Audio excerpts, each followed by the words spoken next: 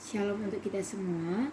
Jadi perkenalkan, nama saya Agustaria Eliana Burusembiring Meliala. Saya dari tingkat 4A Prodi Teologia. Jadi tujuan saya membuat video ini adalah untuk memperlengkapi tugas saya, yaitu tujuan akhir semester dengan mata kuliah Teknologi dan Media Pengajaran, dan dosen pengampu adalah Ibu Pendeta Dr. Setiaulina Brutarigan. Maka dari itu ada beberapa hal yang mau saya bahas di dalam ini. Yang pertama adalah pemahaman saya tentang teknologi dan media pengajaran yang ada di gereja selama 1 semester yang saya pelajari. Lalu yang kedua, selama CP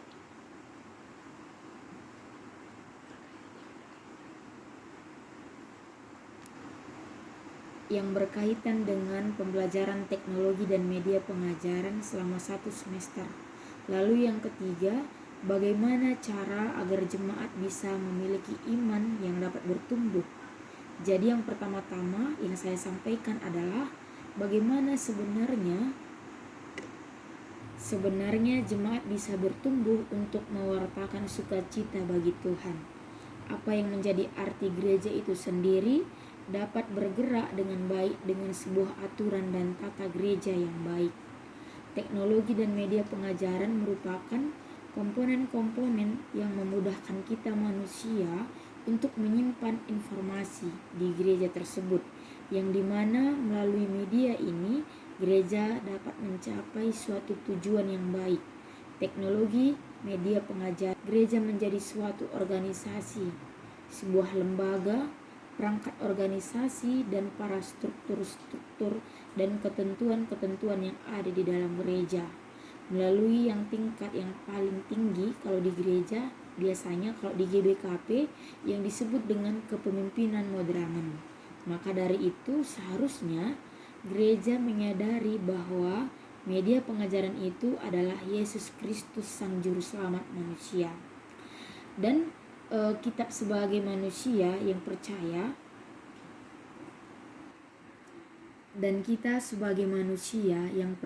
kepada Tuhan, bahwa sebenarnya kepala gereja itu adalah Yesus Kristus. Maka jika kita manusia menyadari bahwa Yesus Kristus adalah sang kepala gereja, maka tidak ada lagi yang merasa bahwa dirinya lah yang paling tinggi, yang paling kuat, yang paling berkuasa. Karena pemimpin-pemimpin gereja adalah pelayan-pelayan gereja yang bekerja dengan sukacita, dengan sukarela. Karena memang betul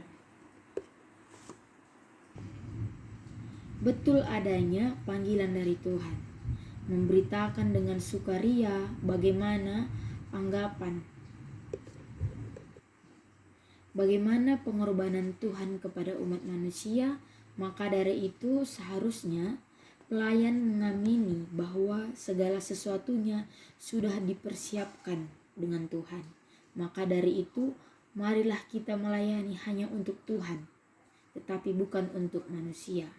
Yang kedua, jadi selama CP pengalaman yang saya terima dan saya dapat adalah bagaimana semua program yang ada di gereja, terkhususnya di gereja GBKP Dolu Pasar, di mana setiap tata letak ataupun tata gereja yang telah disusun itu semua sudah ditentukan oleh moderamen dan dilakukan rapat, dan di rapat itu dan dihadiri oleh para pelayan-pelayan Tuhan dan dihadiri oleh para pendeta, dan dibentuk semuanya itu karena berlandaskan tata gereja GBKP dan dihadiri oleh para pendeta-pendeta yang akan dibuat pada setiap gereja. Begitu juga dengan pelayan yang ada di dalam memang betul-betul memakai media dan teknologi pengajaran tersebut, karena semua yang dibuat berlandaskan firman Tuhan dan mudah dimengerti dan mudah dipahami oleh para jemaat.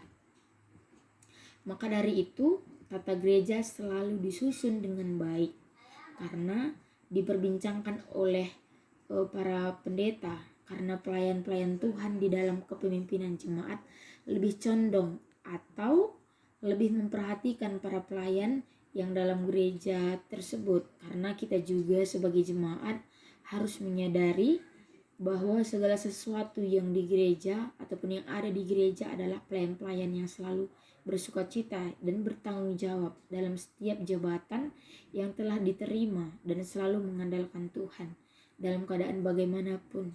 Semua itu adalah panggilan Tuhan kepada setiap orang-orang yang mau melayani untuk mengambil bagian dari karya Yesus Kristus. Yang pertama, memberitakan keselamatan yang telah diberikan Tuhan kepada manusia oleh pengorbanan Yesus Kristus yang rela menebus dosa manusia dan rela mati di kayu salib.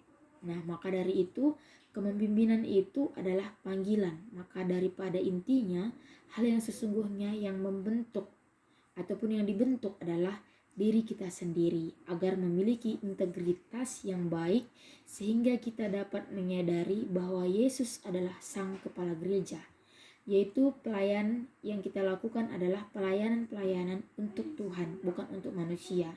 Jadi peran gereja itu sendiri juga sangat penting bagi para jemaat, di mana para pelayan harus merangkul para jemaat untuk membangun diri dan memiliki integritas.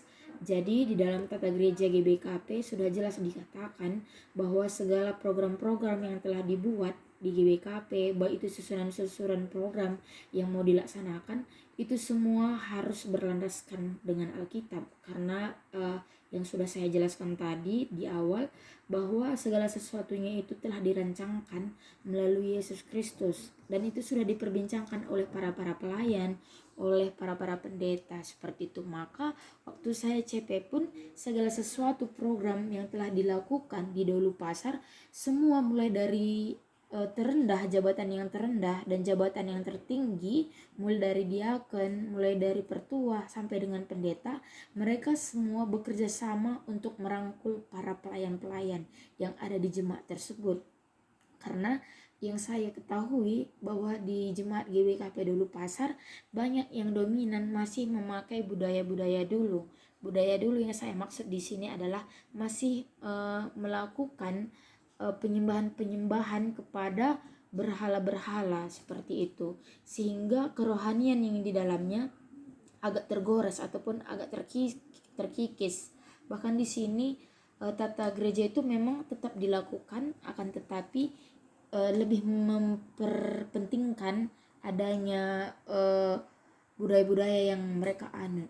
Maka di sini penting sekali bagaimana cara pelayan-pelayan Tuhan, bagaimana cara-cara pendeta untuk merangkul setiap jemaatnya, bagaimana sebenarnya bahwa iman mereka itu dapat tumbuh, bagaimana sebenarnya bahwa integritas dalam mereka dapat tumbuh di dalam kehidupannya, seperti itu.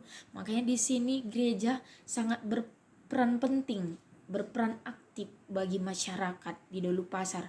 Terkhususnya di Dahulu Pasar itu mereka masih menganut budaya-budaya yang seperti contohnya seperti Ercibal, seperti sentabi, melakukan sentabi seperti itu, masih memegang teguh hal tersebut. Sedangkan di Alkitab berkata bahwa hal tersebut sangat bertentangan dengan firman Tuhan.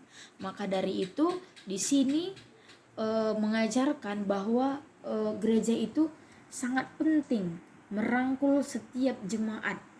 Gereja di sini disebut sebagai pelayan-pelayan, pendeta-pendeta. Mereka harus merangkul para jemaat agar bisa mempertanggungjawabkan apa yang sebenarnya menjadi hak mereka. Maka di sini tadi dikatakan bahwa pelayan-pelayan itu tidak boleh egois. Pelayan-pelayan itu tidak mementingkan diri sendiri, karena segala sesuatu yang kita lakukan itu adalah karena berlandaskan hanya kepada Tuhan saja, bukan kepada manusia. Mungkin hanya ini yang dapat saya sampaikan dalam pembahasan saya, ataupun yang dapat saya sampaikan kepada teman-teman dan ibu dosen yang saya kasihi.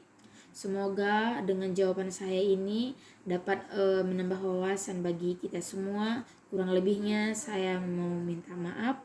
Terima kasih, Tuhan Yesus memberkati. Shalom.